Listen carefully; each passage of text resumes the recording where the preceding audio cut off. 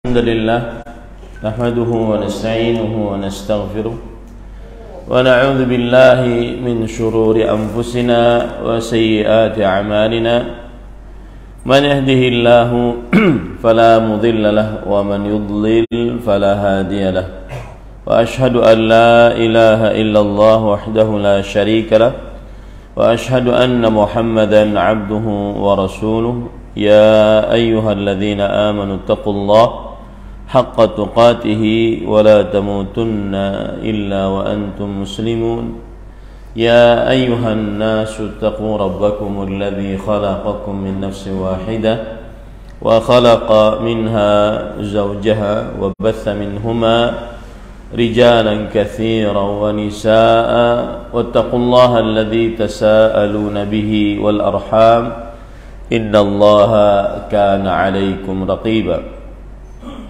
يا أيها الذين آمنوا اتقوا الله وقولوا قولا سديدا يصلح لكم أعمالكم ويغفر لكم ذنوبكم ومن يطع الله ورسوله فقد فاز فوزا عظيما أما بعد فإن أصدق الحديث كتاب الله وأحسن الهدي هدي محمد صلى الله عليه وعلى آله وسلم وشر الأمور محدثاتها وكل محدثة بدعة وكل بدعة ضلالة وكل ضلالة في النار. Alhamdulillah, kita bersyukur pada Allah Subhanahu wa taala pada hari ini, hari Ahad pagi 15 Jumadil Akhirah 1444 Hijriah, kita dimudahkan oleh Allah Subhanahu wa taala untuk duduk bersama kembali mengkaji kitab Tafsir Al-Qur'anil Azim yang ditulis oleh Al-Imam Ibnu Katsir rahimahullahu taala di Masjid An-Nur Antasan Kota Banjarmasin. Salawat dan salam semoga selalu Allah berikan kepada Nabi kita Muhammad sallallahu alaihi wa alihi wasallam, pada keluarga beliau, para sahabat serta orang-orang yang mengikuti beliau sampai hari kiamat kelak. Dengan nama-nama Allah yang husna dan sifat-sifatnya yang ulia, kita berdoa, Allahumma inna nas'aluka ilman nafi'an wa rizqan tayyiban wa amalan mutaqabbala, Allahumma amin. Ahibati fillah, a'afanillah wa iyyakum, kaum muslimin jamaah Masjid An-Nur yang saya cintai karena Allah. Semoga Allah Subhanahu wa taala selalu memberikan afiat kepada kita di dunia dan di akhirat. Pada pertemuan sebelumnya kita sudah membahas dari tafsir surat Al-Fatihah ayat yang kelima, yaitu iyyaka na'budu wa iyyaka nasta'in. Hanya kepada Engkau kami beribadah dan hanya kepada Engkau kami memohon pertolongan. Dan Imam Ibnu Katsir rahimahullah di dalam kitab tafsir beliau menyebutkan di akhir pembahasan ayat ini yang sudah kita bahas, yaitu beliau mengatakan, wa qala ba'du sufiyyati al-ibadatu imma litahsili thawabin wa raddi iqabin. Qalu wa hadha laysa bita'il id maqsuduhu tahsilu maqsudihi wa imma litasharruf bitakalifillahi ta'ala wa hadha aidan indahum dha'if balil 'ali an ya'budallaha lidhatihi al-muqaddasati al-mawsufati bil kamal. Qalu walihada yaqulul musalli usalli lillah walau kana litahsilis thawabi wa dar'il adzabi labatalat salatuhu. Berkata sebagian ahli tasawuf. Siapa itu ahli tasawuf? Ahli tasawuf yang mereka lebih mendahulukan perkara ibadah dibandingkan dunia menurut sangkaan mereka. Ahli tasawuf adalah yang mereka menganggap diri mereka lebih mendahulukan amalan-amalan qalbu dibandingkan amalan-amalan lahiriah.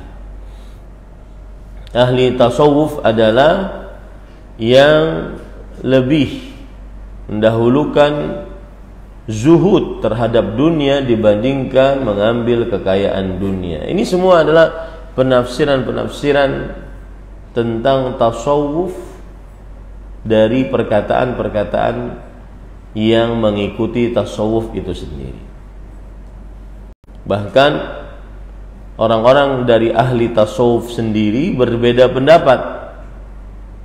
Dari mana kata tasawuf? Dari mana kata as-sufiyah? Ada yang mengatakan diambil dari kata as-safa. As-safa artinya bersih. Tetapi tidak tepat karena nanti menjadi as-safaiyah. Sedangkan kita ingin menjadi as-sufiyah atau at-tasawuf. Kemudian diambil dari kata as-saf al-awwal karena tadi mereka lebih mendahulukan untuk beribadah kepada Allah dibandingkan duduk di pasar, dibandingkan bekerja. Mereka lebih suka di masjid. Maka akhirnya mereka lebih suka di saf pertama. Tetapi ini juga nggak tepat karena nanti menjadi as-saffiyah. As-saffiyah, sedangkan kita ingin menjadi as-sufiyah. Ada lagi yang mengatakan bahwa at-tasawuf diambil dari kata as-suf. As-suf adalah benang wol. Artinya mereka saking zuhudnya terhadap dunia, maka pakaian mereka adalah pakaian dari kulit kambing atau kulit domba. Dan itu kalau seandainya berkeringat, maka mereka akhirnya sangat bau. Dan semakin menghinakan dunia, semakin mereka sukai. Karena ajaran tasawuf ini muncul akibat kaum muslimin menaklukkan negara-negara dan daerah-daerah selain yang mereka sudah miliki. Akhirnya melimpah ruahlah kekayaan. Karena melimpah ruah kekayaan, akhirnya banyak sebagian dari kaum muslimin pada masa itu mereka sibuk dengan dunia, terlalu banyak di pasar, terlalu banyak dengan harta dunia, terlalu sibuk. Maka ada sekelompok orang yang ingin mengembalikan kepada kaum muslimin kepada ibadah kepada Allah Subhanahu wa taala, agar ingat masjid, agar jangan terlena dengan dunia dan seterusnya. Tetapi malah gerakan ini terlalu berlebihan ke depannya, sampai masuk ke dalam perkara akidah. Ujung-ujungnya nanti bertarekat, dan ujung dari tarekat biasanya sebagian adalah wahdatul wujud. Dan ini sudah didengung-dengungkan oleh sebagian orang-orang sekarang, di zaman sekarang. Seperti saya baru lihat, ada yang mengatakan bahwa kalau ada orang Nasrani menganggap bahwa Nabi Isa itu adalah keberadaan dari Tuhan, maka berarti dia ahli tauhid. Berarti dia ahli tauhid. Padahal Allah berfirman, laqad kafara alladziina qalu innallaha huwal masih ibnu Maryam. Sungguh telah kafir orang-orang yang mengatakan sesungguhnya Al-Masih Nabi Isa adalah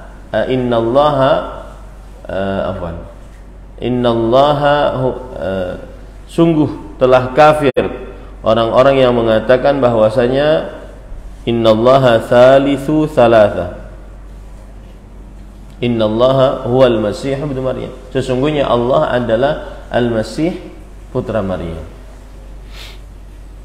Allah jelas mengatakan seperti itu. Tapi ada yang mengatakan di zaman sekarang bahwa siapa yang menganggap Nabi Isa itu adalah wujud keberadaan Tuhan, maka dia adalah ahli tauhid. Kenapa ini? Karena pemikiran wahdatul wujud, Allah dan semua alam semesta adalah Allah. Ada Allah, ada pian juga Allah, kambing juga Allah, dan seterusnya. Ini adalah munculan dari tadi gerakan tasawuf, ujung-ujungnya nanti wahdatul wujud. Dan kalau kita di Banjarmasin, perkataan seperti itu dibela oleh sebagian orang dengan dalil bahwasanya iya, kalau mengatakan Nabi Isa adalah anak Tuhan atau Tuhan, maka ini adalah kesyirikan menurut pandangan syariat. Kalau menurut pandangan hakikat, kada syirik. Nah, ini bawaan-bawaan dari pemikiran tasawuf tadi. Dan itu dijelaskan oleh Imam Ibnu Katsir, ada istilah sufiyah. Dan istilah as-sufiyah hanya ada sekitar abad ke-4 Hijriah, terus berkembang sampai kepada abad ke-7 ke-8 Hijriah. Puncaknya yaitu ketika abad ke-7 ke-8 Hijriah. Nah, itu yang disebut dengan as-sufiyah. Tema kita bukan as-sufiyah di zaman pada saat ini ya. Tapi karena Imam Ibnu Katsir menyebutkan tentang as-sufiyah. Wa qala ba'du sufiyah, sebagian ahli tasawuf berkata ibadah itu antara dua niatnya, baik ingin mendapatkan pahala atau tidak kena siksa. Tapi niat ini adalah sesuatu yang bukan tujuan sebenarnya menurut ahli tasawuf. Kata mereka, ibadah itu bukan ingin dapat pahala, bukan juga ingin menolak siksa. Kemudian atau juga ibadah tujuannya yang lain adalah agar merasa mulia dengan mengerjakan ibadah kepada Allah Subhanahu wa taala. Ini juga lemah menurut ahli tasawuf. Akan tetapi yang paling tinggi menurut ahli tasawuf, niatan ibadah adalah beribadah kepada Allah untuk zatnya yang suci, yang mempunyai sifat yang sempurna. Jadi beribadah untuk zat Allah yang suci, yang memiliki sifat yang sempurna. Oleh sebab itulah kalau orang sholat, maka dia akan mengatakan usolli lillah, saya sholat karena Allah. Kalau seandainya dia ketika sholatnya mengatakan saya sholat karena ingin dapat pahala atau menahan siksa, maka batal sholatnya menurut orang sufi, menurut orang tasawuf. Makanya tidak heran ada orang yang mengatakan dengan perkataan seperti ini, Kata mereka, la na'budullaha khaufan min narih. Kami tidak beribadah kepada Allah karena takut siksanya, siksa neraka. Wala tama'an fi jannati. Dan kami tidak beribadah kepada Allah karena ingin surganya. Jadi mereka itu, sebagian ahli tasawuf berkata seperti itu. Kami beribadah kepada Allah kada hendak surga, kada takut jualan neraka. Lalu apa tujuannya? Bal na'buduhu hubban lahu. Tetapi kita beribadah karena mencintai Allah Subhanahu wa taala. Bahkan ada yang mengatakan begini, annahu man abadallaha khaufan min nari fahiya ibadatul abid. Siapa yang beribadah kepada Allah karena takut kepada nerakanya, maka itu ibadahnya para budak. Ibadahnya para budak. Wa man 'abadahu tab'an fi jannatihi fahuwa ibadatut tujjar. Siapa yang beribadah kepada Allah karena ingin surganya, maka ini ibadahnya ibadah para pedagang. Ya, kalau kada ada untung, kada mau, ibadahnya para pedagang menurut ahli tasawuf. Wa za'amu anna al-ibadah huwa min man 'abada hubban lahu ta'ala. Dan mereka menganggap bahwa sebenar-benarnya ibadah adalah yang beribadah kepada Allah karena hanya cinta kepada Allah saja. Itulah sebenar-benarnya ibadah. Nah, para ikhwan yang dirahmati oleh Allah, apa dijawab oleh Imam Ibnu Katsir? Beliau mengatakan, wa qad radda dzalika 'alaihim akharun. Nah, ini salah satu adab dari Imam Ibnu Katsir. Dan sebagian membantah akan pendapat ini. Beliau mengatakan kata-kata sebagian agar beliau beradab dengan para ahli tasawuf. Sebagian membantah pendapat ini, bahwa beribadah kalau seandainya karena ingin dapat pahala atau agar terlepas dari siksa, ini adalah ibadah yang keliru. Itu pendapat oleh ahli tasawuf. Maka sebagian membantah. Bagaimana? Qaulul ibadata lillah azza wa jalla yunafi an yatluba ma'aha thawaban. Ini jawaban yang pertama. Beribadah kepada Allah kemudian minta pahala, tidak ada pertentangan.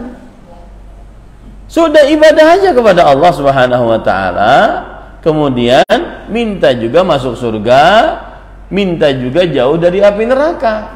Tidak ada salahnya, nggak ada pertentangan. Tetap dinamakan orang beribadah kepada Allah, niatnya hanya untuk Allah. Itu satu. Wala an yadfa'a adzaban, ya. Kama qala dzalika al-a'rabi ama inni la uhsinu dandanataka wala dandanata Mu'ad innama as'alu Allah al-jannah wa a'udzu minan nar faqala an-nabiy sallallahu alaihi wasallam haula nudan. Sebagaimana orang Badui ketika ditanya oleh Rasul sallallahu alaihi wasallam, wahai fulan, kalau kamu sedang sholat, doa apa yang kamu baca? Kemudian orang tersebut mengatakan, as'alullah al-jannah wa a'udzubika minan nar. Wallahi ma uhsinu dandanataka wala dandanata Mu'ad. Aku memohon kepada Allah agar masuk ke dalam surga dan dijauhkan dari api neraka. Demi Allah wahai Rasulullah sallallahu alaihi wasallam, aku tidak bisa doa sebagus doa engkau. Aku tidak bisa doa sebagus doa sahabat Mu'ad bin Jabal. Doaku cuma itu ketika sholat. Ingin dapat surga, ingin dijauhkan dari api neraka. Apa kata Rasul sallallahu alaihi wasallam? Haulaha nudandin. Seputar itu kita minta. Seputar itu kita minta. Pian pernah mendengar ceramah kalau beribadah kepada Allah ingin surga musyrik? Pernah lah? Hah? Di Banjar ini pernah lah? Kalau beribadah kepada Allah Subhanahu wa taala masih ingin dapat pahala, masih ingin masuk surga, masih takut kepada neraka, maka itu ibadahnya orang awam. Pernah lah dengar itu? Pernah lah? Nah, ini pemikiran-pemikiran seperti ini. Nah, pada kesempatan ini saya akan menyanggah dengan 7 sanggahan. bahwa pendapat yang mengatakan beribadah kepada Allah kalau masih ingin surga, kalau masih takut kepada neraka, itu ibadahnya orang awam. Bahkan ulun lebih pernah mendengar lebih ekstrim lagi, musyrik katanya. Kenapa? Karena beribadahnya berarti ingin dunia, bukan ingin Allah.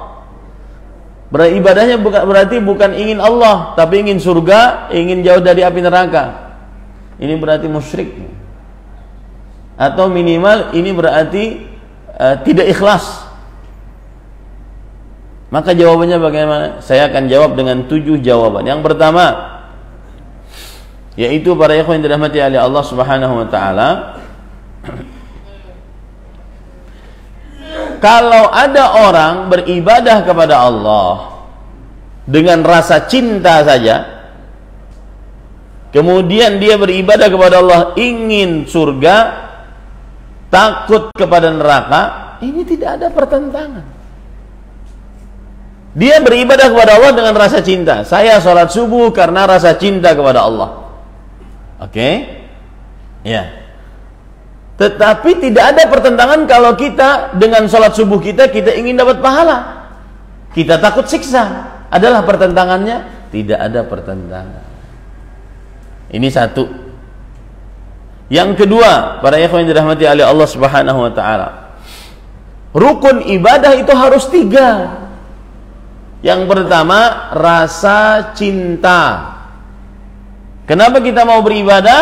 Karena kita cinta kepada Allah. Kenapa kita mau beribadah? Karena kita cinta kepada Allah. Yang kedua adalah rasa harap, ar-raja. Kenapa kita mau beribadah kepada Allah? Karena Allah menjanjikan pahala. Yang ketiga, rasa takut, rasa khauf. Kenapa kita mau beribadah kepada Allah? Karena Allah Subhanahu wa taala mengancam dengan neraka kalau tidak beribadah kepada Allah. Maka harus 3 terkumpul di dalam diri kita saat beribadah kepada Allah Subhanahu wa taala. Ya. Ini para ikhwan yang dirahmati Allah. Allah berfirman dalam surah Al-Anbiya ayat 90. Ini ayatnya. 3 rukun ibadah itu, ini ayatnya. Innahum kanu yusari'una fil khairat wa yad'unana raghaban wa rahaban wa kanu lana khashi'in. Mereka para nabi alaihi wassalatu wassalam bersegera mengerjakan kebaikan-kebaikan. Berdoa kepada kami, itu kepada Allah, dengan rasa harap, rasa takut. Nah, itu dia. Ya, kenapa bersegera? Karena cinta kepada Allah. Kemudian ada miliki rasa harap dan rasa takut. Jadi 3 rukun ibadah harus ada. Tidak boleh salah satunya saja, nggak boleh. Contoh, beribadah hanya para ulama menganggap 3 rukun ibadah ini seperti rasa cinta seperti kepala burung, rasa harap seperti sayap kanan, rasa takut seperti sayap kiri. Kalau seandainya sayap kanan patah, cuma ada rasa takut saja, orang jadinya nanti penakutan. Ibadahnya tidak jadi-jadi.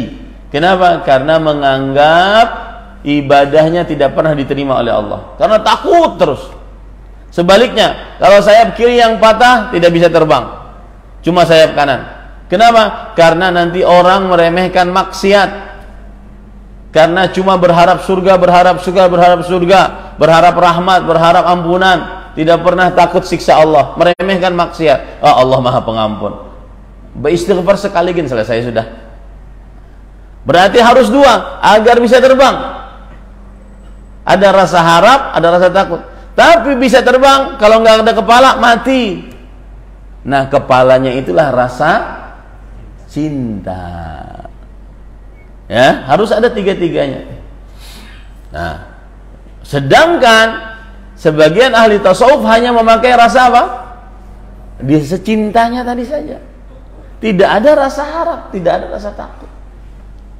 Nah, itu para ikhwan. Kemudian yang ketiga, para ikhwan yang dirahmati oleh Allah Subhanahu wa taala.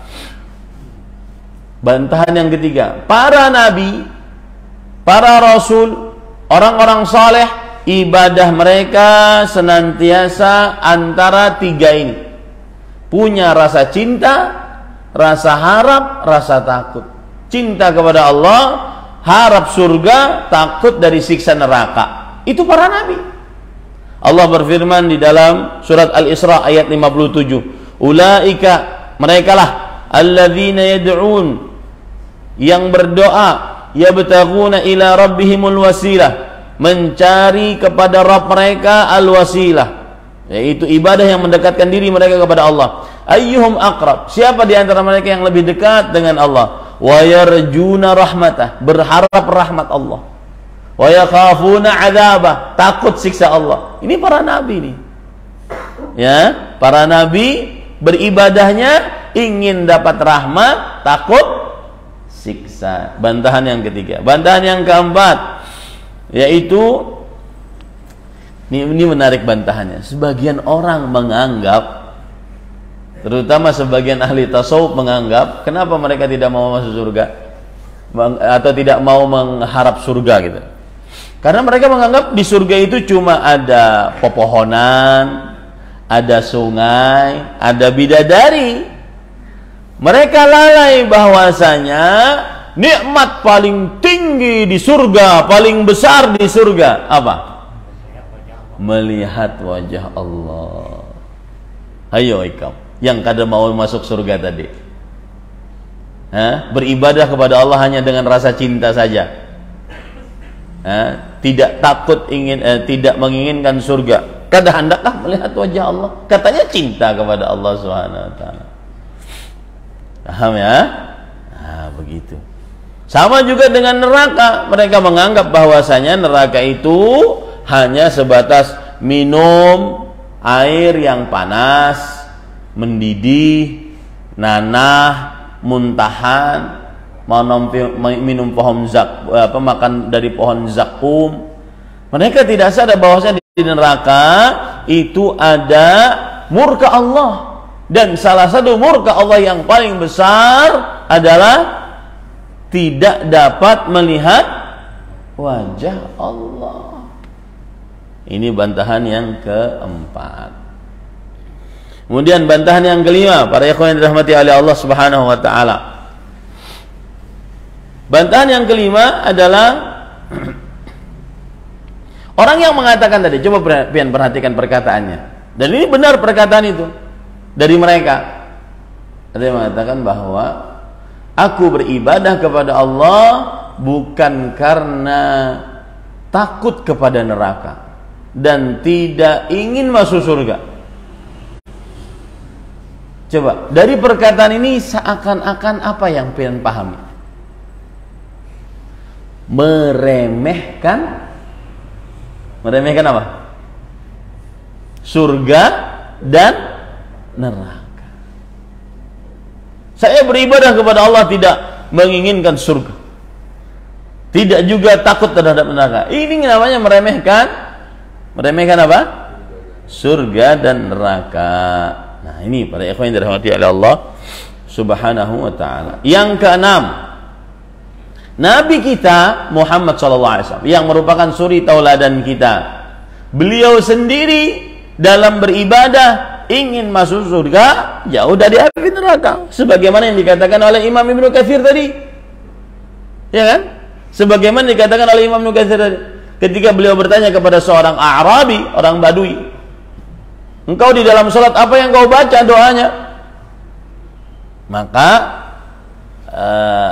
orang tersebut mengatakan, as'alullah al-jannah wa a'udzu binan nar. Aku tidak bisa doa sebaik doa engkau dan sebaik doa sahabat Mu'adz bin Jabal. Aku hanya berdoa minta surga jauh dari api neraka. Apa kata Rasulullah SAW? Haulaha nudandin. Seputar itu kita meminta. Nah, itu adalah Sayyidu waladi Adam, pemimpin anak Adam. Itu adalah orang yang pertama kali masuk ke dalam surga. Kalau beribadah ingin surga, ingin jauh dari api neraka. Nah, ini para ikhwan yang dirahmati oleh Allah Subhanahu wa taala. Kemudian para ikhwan yang dirahmati oleh Allah Subhanahu wa taala. Nah, ini paling bahaya, yang ketujuh paling berbahaya. Dan kita tidak menuduh sebagian ahli tasawuf seperti itu. Cuma keyakinan ini berbahaya gitu.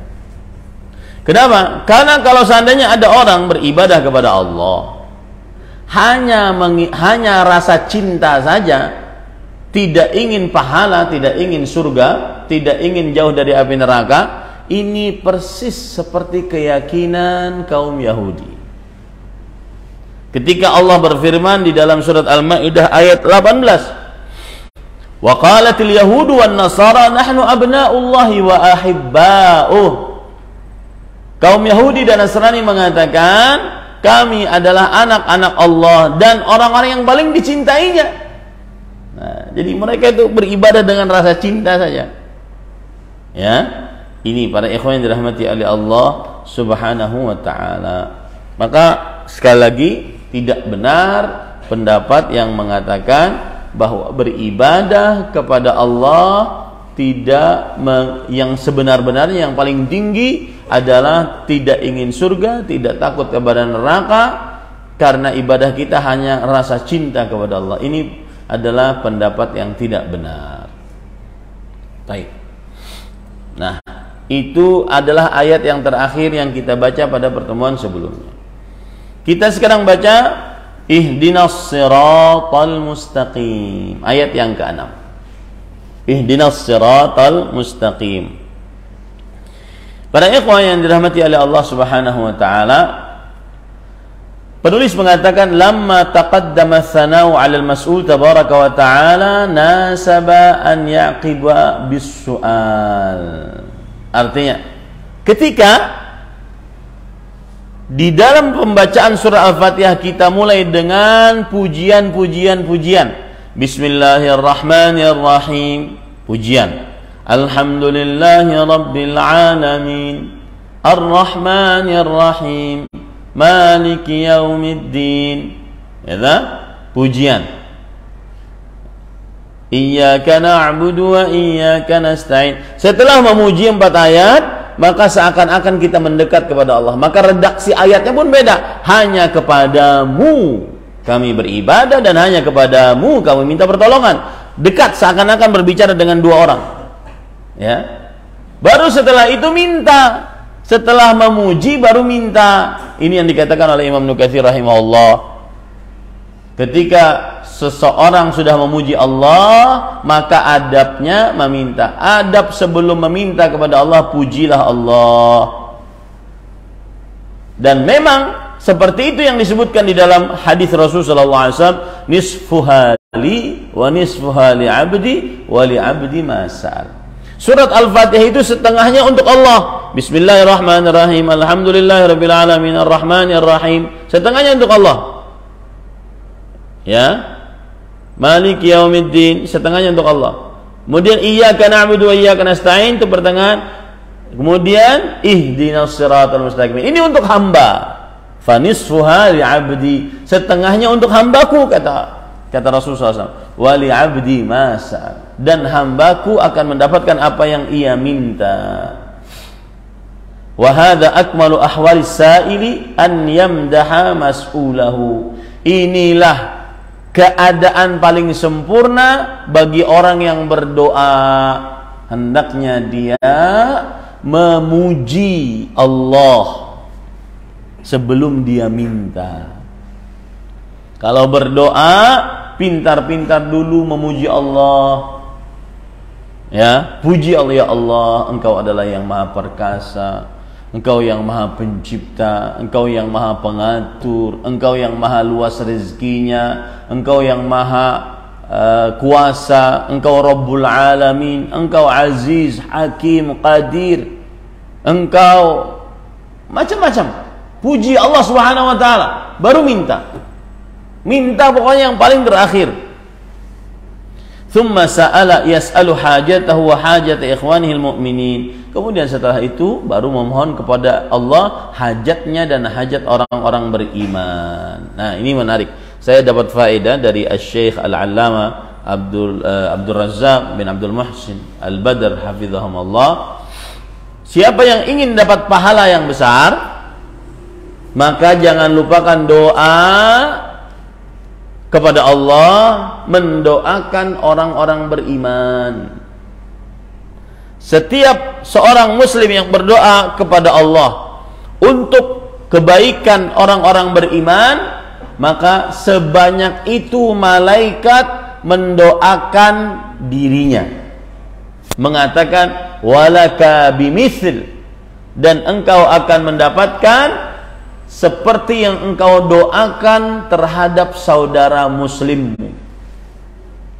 Ya, siapa yang banyak mendoakan Allahumma ighfir lil muslimina wal muslimat, makanya kan khatib membaca gitu, ya Allah ampuni untuk kaum muslimin laki-laki dan kaum muslimin perempuan, sebanyak kaum muslimin laki-laki dan perempuan, baik yang masih hidup atau yang meninggal, sebanyak itu pula maka malaikat akan mendoakan, ya Allah ampuni juga si fulan sebagaimana dia doakan untuk kaum muslimin.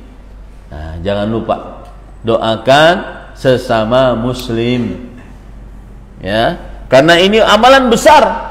Karena Rasul sallallahu alaihi wasallam akan mengabarkan bahwa Allah akan menjadikan para malaikat mendoakan sebanyak doa orang tersebut untuk saudara-saudara muslimnya. Coba bayangkan antum, dari mulai zaman Nabi sampai sekarang berapa kaum muslimin? Sebanyak itu pula malaikat yang akan mendoakan kita. Jadi jangan lupa tuh doa Rabbana ighfirli wali walidayya walil mu'minina yauma yaqumul hisab.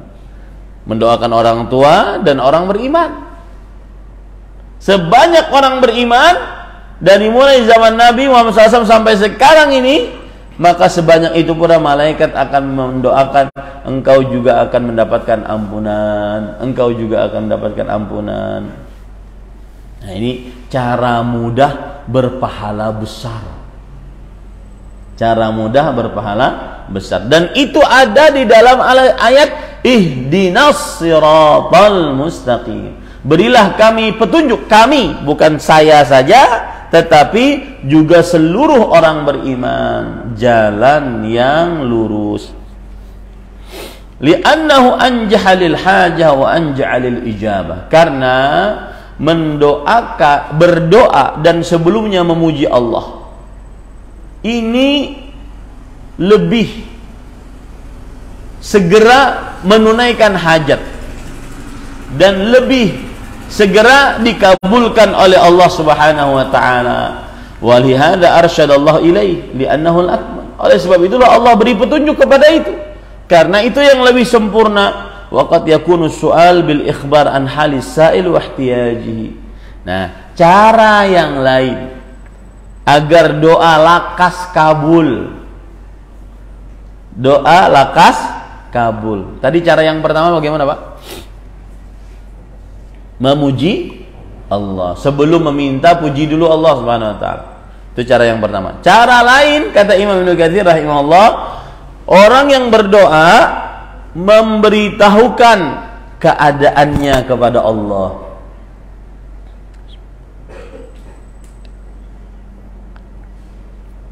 Orang yang berdoa memberitahukan keadaannya kepada Allah Subhanahu wa taala. Contohnya bagaimana? Lihat di dalam surat Al-Qasas ayat 24. Kama qala Musa alaihi salam, sebagaimana doanya Nabi Musa, Rabbi, wahai Rabbku, inni lima anzalta ilayya min khairin faqir. Aku sangat memerlukan kebaikan yang engkau turunkan. Nah, jadi memberitahukan kepada Allah, ya Allah, aku ini sangat perlu kebaikan dari engkau, turunkanlah kepadaku. Ya Allah, aku sedang banyak hutang, mudahkanlah aku untuk melunaskan hutangku. Ya Allah, aku sedang sakit, sembuhkanlah penyakitku. Seperti Nabi siapa?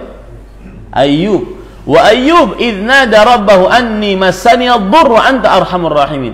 Dan ingatlah doanya Nabi Ayyub ketika beliau berdoa, ya Allah, aku sedang tertimpa keburukan. Lihat, beliau menyebutkan hajat beliau. memperkenalkan diri kepada Allah Subhanahu wa taala. Aku sedang tertimpa keburukan. Keburukannya apa? Penyakit di seluruh kujur tubuhnya. Maka engkau adalah zat yang maha penyayang. Maksudnya sembuhkanlah penyakitku. Nah ini, jadi cara berdoa yang pertama tadi bagaimana Pak? Banyak-banyak memuji Allah. Cara doa yang kedua bagaimana? Menceritakan keadaan kita. Ya Allah, ulun ni hendak kawin benar. Melihat babinian sudah kada tahan lagi, tapi melamar 20 kali kada diterima-terima. Maka mudahkan ulun nikah. Ya, mudahkan ulun nikah. Ini boleh seperti itu.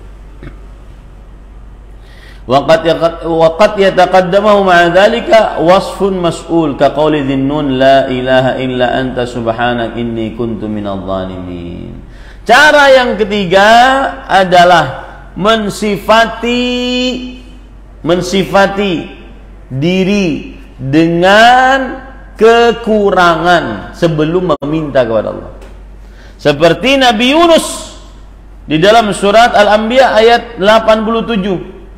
La ilaha illa anta subhanak inni kuntu minadh dhalimin. Ya Allah, tidak ada ilah yang berhak diibadahi kecuali Engkau, maha suci Engkau. Sesungguhnya aku termasuk orang-orang yang zalim. Maka keluarkanlah aku dari lautan ini, dari perut ikan ini. Jadi mengakui dosa. Rabbana illam taghfir lana wa tarhamna, Rabbana zalamna anfusana wa illam taghfir lana wa tarhamna lanakunanna minal khasirin. Wahai Rabb kami telah menzalimi diri kami sendiri, banyak dosa kami ini. Ngaku. Semakin banyak ngaku, semakin kabul. Ini kada datang-datang langsung, ya Allah mudahkan rezeki. Pian siapa? Ya, puji dulu Allah. Lalu sebutkan dulu hajat keadaan pian. Lalu setelah itu ngakui dosa-dosa pian. Ya, puji dulu Allah SWT. Waqad yakunu bi mujarradi tsana' 'ala al-mas'ul ka qauli syair a'adhkuru hajati am qad kafani haya'uka in sammaituka al-haya' wa idh athna 'alaika al-mar'u yawman kafahu man ta'riduhu tsana'. Atau dengan cara memuji Allah Subhanahu wa taala sebagaimana perkataan seorang yang membuat bait syair, a'adzkuru hajati, apakah aku sebutkan langsung doaku, permintaanku, waqad kafani haya'uka, padahal aku sangat malu kepada engkau karena dosa-dosaku, wa in syammaituka al-haya', ya padahal aku orang yang berdosa dan saat berdosa tidak malu-malu untuk berdosa. Idh athna 'alaikal mar'u yawman kafahu man ta'riduhu tsana. Ketika ada seseorang memuji engkau, maka cukup pujian itu sebagai doa. Nah, subhanallah. Ada orang doanya cuma pujian aja. Subhanallah, alhamdulillah, subhanallah, alhamdulillah. Itu doanya cuma pujian aja, nggak pernah minta, dikasih oleh Allah. Doanya cuma pujian saja. Itulah yang disebut dengan doa ibadah. Ada kisah. Ini sering disebutkan oleh para penceramah. Imam Ahmad rahimahullah, suatu malam beliau singgah di sebuah desa. Lalu dahulu kalau tinggal di sebuah desa yang bukan desanya, antara dua, menginap di rumah orang atau di masjid. Menginap di rumah orang tidak ada yang tahu karena beliau jauh, mungkin tidak ada yang tahu kalau itu adalah Imam Ahmad rahimahullah. Dulu tidak ada WhatsApp, dulu tidak ada media sosial. Lalu ketika mau bermalam di masjid, marbut masjid mengusir.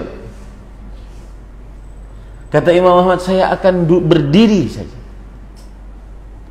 tidak tidur, berdiri semalaman Tidak, kemudian ditarik oleh marbot masjid keluar. Tarik. Diseret. Ketika ditarik tersebut, ada orang kampung tersebut yang melihat kejadian itu dan dia kasihan terhadap Imam Ahmad. Kemudian sudah, kamu tidur di rumah saya. Imam Ahmad melihat orang ini gawiannya mengadon roti. Orang membuat roti biasa mengolah untuk itu kan, biasa mengadonnya pagi-pagi kan. Jam 3 sudah bangun. Ketika mengadon, kerjaannya cuma istighfar, astagfirullah, astagfirullah, astagfirullah, astagfirullah. Imam Ahmad rahimahullah sebagai orang alim tahu apa faidah dari istighfar. Langsung beliau bertanya, dengan istighfarmu tersebut apa yang kau dapatkan? Aku lihat engkau selalu beristighfar. Maka Imam Ahmad rahimahullah ta'ala dijawab, semua yang saya berdoa kepada Allah dikabulkan oleh Allah dengan istighfar saja. Astagfirullah, nggak minta.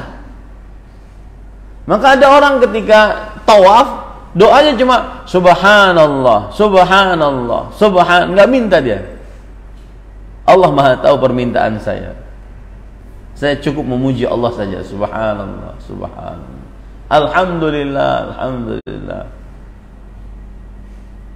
Kata orang tersebut, semua doa saya dikabulkan oleh Allah Subhanahu wa taala. Kecuali satu. Bertemu dengan Imam Ahmad. Belum dikabulkan. Padahal sekarang yang nginep di rumah beliau siapa? Imam Ahmad rahimahullah. Nah, ini para ikhwan yang dirahmati oleh Allah. Nah, itu beberapa adab dalam berdoa yang disebutkan oleh Imam Ibnu Katsir. Muji Allah, kemudian perkenalkan diri, ya, perkenalkan hajat, kemudian mengakui dosa. Perkenalkan hajat, kemudian mengakui dosa. Baik. Kemudian Imam Ibnu Katsir rahimahullah berkata, wal hidayatu hahuna al-irsyad wat taufiq. Nah, tadi kan ayatnya berbunyi bagaimana? Ihdinas siratal mustaqim. Ihdina, berilah kami hidayah kepada jalan yang lurus. Hidayah ada dua. Yang pertama hidayah ilmu, yang kedua hidayah taufik. Hidayah ilmu adalah seseorang mengilmui.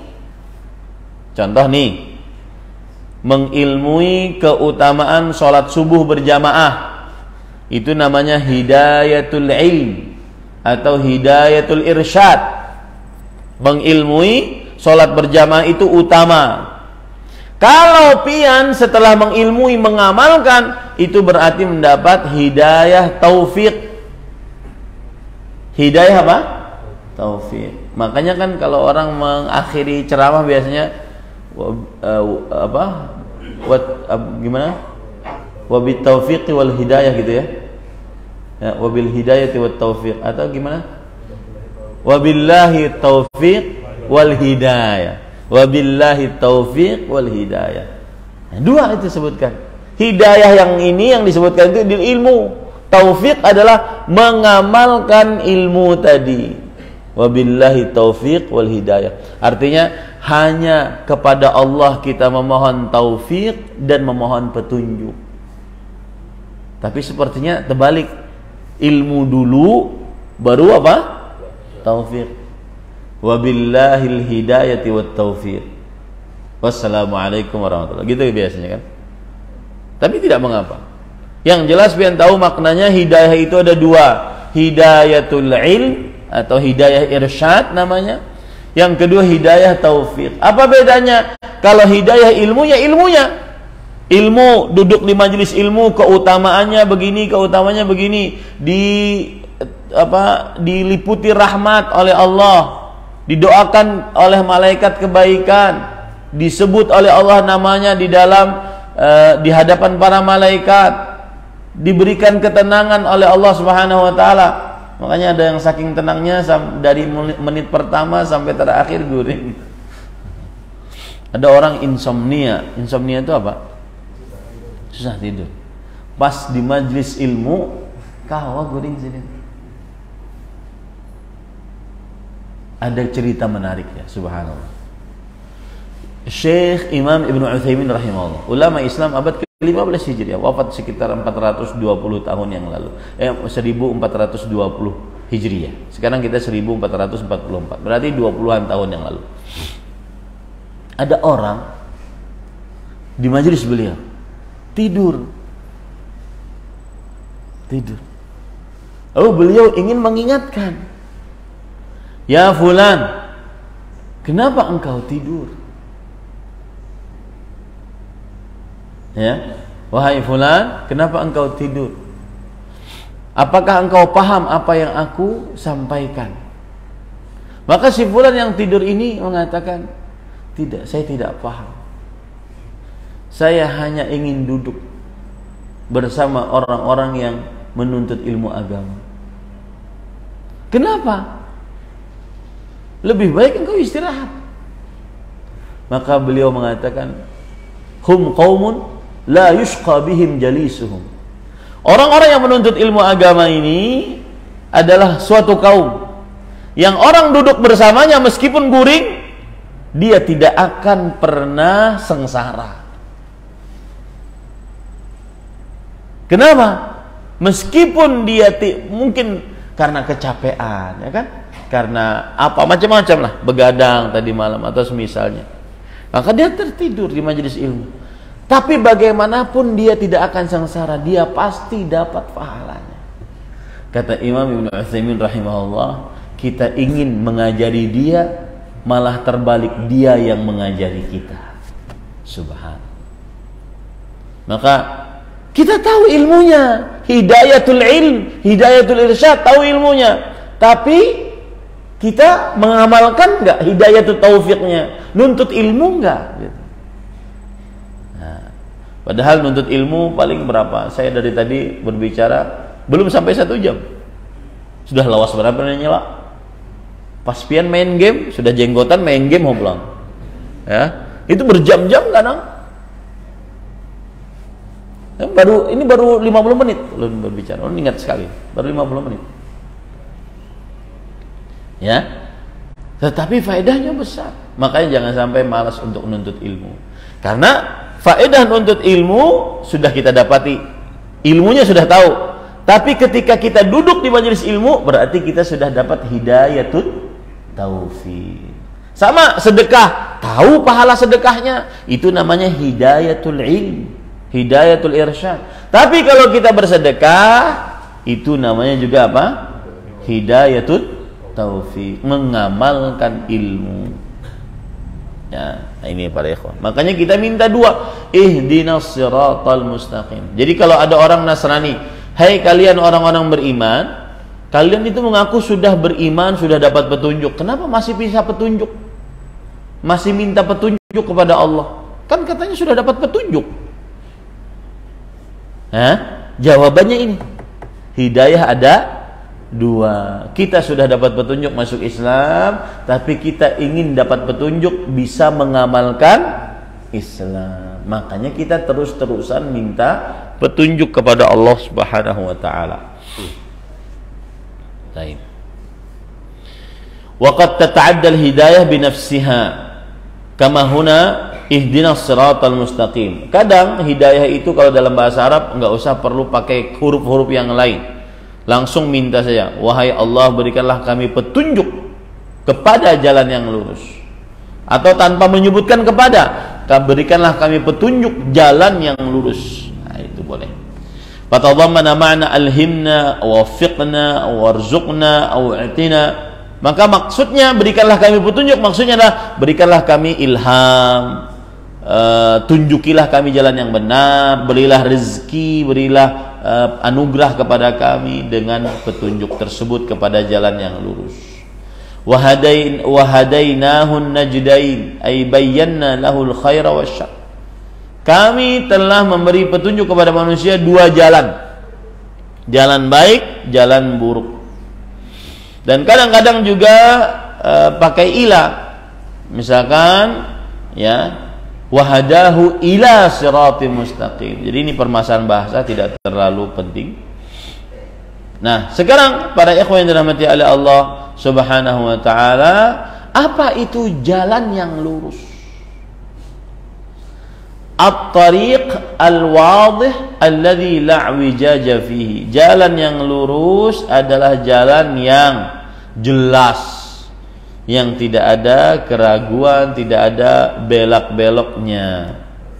Nah, disinilah para ulama akhirnya menafsiri apa itu jalan yang lurus. Ada yang mengatakan as-siratul mustaqim kitabullah. Kalau ingin tahu jalan yang lurus, itulah Al-Quran. Nah, makanya kan sedih banget kalau seandainya tidak bisa baca Quran, karena berarti tidak tahu jalan yang lurus. Itu baru soal membacanya, belum memahaminya, belum mengamalkannya. Sedih kalau tidak baca Quran, tidak bisa baca Quran. Ya, saya sering nasihatkan ya agar pintar-pintar membaca Al-Quran. Dan standar tadi, standar Imam Sudais misalkan di Masjidil Haram, ya, lancar. Karena kita sudah puluhan tahun, ya, puluhan tahun untuk menjadi seorang muslim. Itu tafsiran pertama, jalan yang lurus Al-Quranul Karim. Tafsiran yang kedua, hablullahil matin wa huwa dzikrul hakim wa huwa siratul mustaqim. Dia adalah jalan Allah yang kuat, tali Allah yang kuat. Dia adalah Al-Quran yang maha bijaksana, dan dia adalah jalan yang lurus. Nah, ini sama juga, ya, sama. Ada lagi yang mengatakan as-siratul mustaqim adalah al-Islam. Jalan yang lurus adalah Islam. Ini tafsiran yang lain lagi, ya. Dan semua tafsiran ini hampir sama, semuanya adalah benar. Jalan yang lurus ada lagi yang mengatakan dinullah alladzi la yaqbalu minal ibadi ghairuhu. Allah Subhanahu wa taala tidak menerima kecuali ajaran agama Islam. Ya, inilah jalan yang lurus yang dimaksud di dalam ayat tadi. Ini para ikhwan yang dirahmati oleh Allah Subhanahu wa taala. Nah, kita diperintahkan untuk selalu berjalan di jalan yang lurus, jangan sampai kita menyimpang ke kanan atau ke kiri. Rabbana la tuzigh qulubana ba'da idh hadaitana wa hab lana min ladunka rahmah innaka antal wahhab. Ya Allah, janganlah simpangkan hati kami setelah Engkau beri petunjuk kepada kami. Petunjuknya apa? Islam. Wa hab lana min ladunka rahmah. Dan berikan kepada kami dari sisi Engkau rahmatmu, innaka antal wahhab, sesungguhnya Engkau maha pemberi. Nah, ini para ikhwan yang dirahmati oleh Allah Subhanahu wa taala. Selesai ayat yang ke-6. Insyaallah pada pertemuan yang akan datang kita bahas ayat yang ke-7, siratal ladzina an'amta 'alaihim ghairil maghdubi 'alaihim waladdallin. Baik. Ada yang ingin bertanya? Sisa waktu 5 menit. Nah. Waalaikumsalam. Kalau Islam tadi yang lurus Al-Quran, kemudian pemahaman yang benar, kemudian bagaimana yang hadisnya 73 golongan. Iya. Satu aja yang benar. Ini gimana menyatukannya? Baik, bagus pertanyaannya. Mungkin maksud pertanyaan Bapak itu gini, Ustaz, semua orang sekarang mengatakan kitab kami adalah Al-Quran. Nah, gitu. Semua orang mengatakan kitab kami adalah Al-Quran, agama kami adalah Islam. Itu satu. Lalu di sana ada hadis Rasul bahwa umat Islam nanti akan terpecah belah menjadi 73 kelompok, golongan. Dari 73 itu hanya satu yang masuk ke dalam surganya Allah Subhanahu wa taala. Bagaimana menyatukan ini? Karena dari 73 ini semuanya ngaku Islam. Semua ngaku kitabnya Al-Quran. Nah, ini penting. Pahami baik-baik dulu. Yang pertama, yang berpecah belah ini umat Islam atau umat di luar Islam? Wasataftariqu ummati, umatku akan terpecah belah. Itu umatku, umat Islam atau umat di luar Islam? Islam. Jadi yang berpecah belah ini umat Islam. Mereka semuanya bersyahadat la ilaha illallah. Menjadi 73 golongan. Kulluha finnar illa wahidah. Seluruhnya di neraka kecuali satu. Nah, apa penyebab mereka masuk ke dalam neraka? penyebab mereka masuk ke dalam neraka adalah pertama, tidak mengikuti jalan yang lurus. Karena ketika kita katakan taib, jalan yang lurus adalah Islam, jalan yang lurus adalah Al-Quran, jalan yang lurus adalah agama Islam yang Allah tidak menerima kecuali agama itu, maka ingat baik-baik, di dalam Al-Quran ada ajaran untuk mengikuti sunnah. Nah, di sini letak penyimpangannya. Sebagian orang tidak mau mengikuti sunnah. Itu jawaban yang pertama, sehingga terpecah belah. Jawaban yang kedua adalah Al-Quran tadi tidak dipahami dengan baik dan benar, sehingga terpecah belah. Nah, itulah maka kita dakwahnya dakwah sunnah, mengajak kepada sunnah Rasul SAW, atau dakwah salaf, mengajak kepada pemahaman para sahabat Nabi radhiyallahu anhu. Salaf itu bukan saya, para sahabat, para tabi'in, para tabi'ut tabi'in. Pahamilah Al-Quran dengan pemahaman para sahabat. Kalau tidak akan terpecah. Ya, makanya Rasulullah Allah berfirman, "Wa anna hadza sirati mustaqiman." Inilah jalanku yang lurus satu-satunya. Ya, fattabi'uh, ikutilah jalan ini. Wala tattabi'us subul, jangan mengikuti jalan-jalan lain. Rasulullah SAW pernah menggambar satu garis, kemudian di samping kanannya garis-garis kecil, samping kirinya. Kemudian beliau bersabda, "Hadza sabilullah." Ini jalan Allah satu. Ini jalan-jalan adalah jalan syaitan. Ala kulli sabilin syaitan yad'u ilaih. Setiap jalan-jalan kecil ini ada syaitan yang mengajaknya. Nah, bagaimana syaitan mengajaknya? Memahami Al-Quran tanpa pemahaman yang benar. Makanya pentingnya pemahaman. Semua kelompok Islam mengaku kami di atas Al-Quran dan Sunnah, tapi yang jadi masalah pemahaman. Nah, pemahaman siapa yang paling benar? Pemaulunkah? Piankah? Kayu ulun di rumahkah? Maka pemahaman sahabat. Kenapa pemahaman sahabat yang kita ambil? Satu, karena para sahabat sahibul qissah, dia pelaku sejarah. Ayat ini turun, hadis ini keluar dari Rasul karena mereka. Satu. Yang kedua, para sahabat gurunya langsung siapa? Nabi Muhammad SAW. Dua. Yang ketiga, para sahabat orang paling bagus bahasa Arabnya, karena Al-Quran dan hadis dengan bahasa Arab. Yang keempat, para sahabat adalah orang yang diridhai oleh Allah, dijamin surga, diampuni dosa. Tidak mungkin Allah meridhai, menjamin surga, mengampuni dosa kecuali kepada orang-orang yang sempurna mengamalkan Islam. 4. Yang kelima, ini yang terakhir. Ini kemuliaan sahabat yang tidak pernah ada kecuali di zaman sahabat. Siapa yang tahu? Sudah tadi melihat langsung sudah?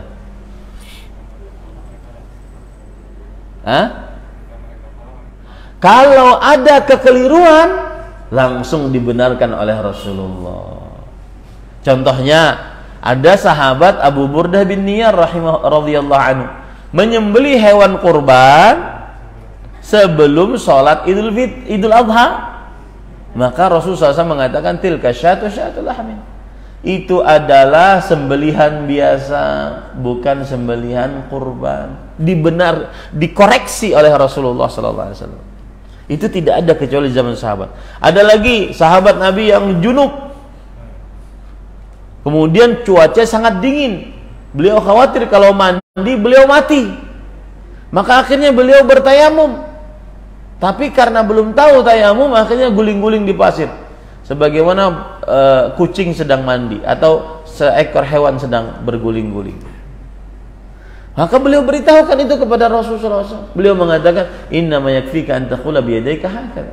Cukup engkau meletakkan kedua telapak tanganmu, kemudian di atas debu yang suci, kemudian setelah itu engkau usap wajahmu dan kedua telapak tanganmu. Sudah cukup.